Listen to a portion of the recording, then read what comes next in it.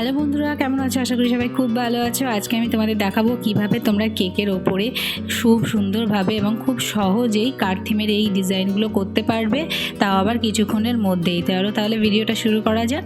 তো প্রথমেই কেককে আমি ক্রিম দিয়ে ডেকোরেশন করে নিয়েছি, তার উপরে দিয়ে দিয়েছি হালকা একটু ব্ল্যাক কালারের ক্রিম।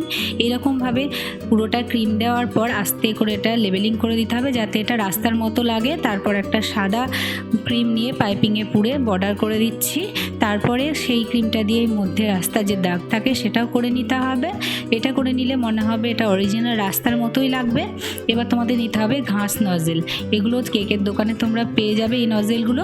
তার মধ্যে সবুজ কালারের একটু ক্রিম আমি পুড়ে নিয়েছি। এবার আস্তে করে প্রেস দিলেই এরকমভাবে ঘাসের মতো কিন্তু দেখতে লাগে, খুব বেশি জোরেও দেওয়ার লাগবে না।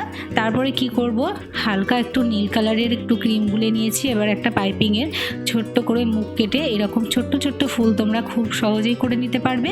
আর মধ্যেখানে একটু হোয়াইট কালারের ক্রিম দিয়ে দিচ্ছি। এবার কেকের ওপরে গাড়ি আর কিছু পরিমাণ ছবি দিয়ে দিলে রেডি হয়ে যাবে কার্ড থিম কেক।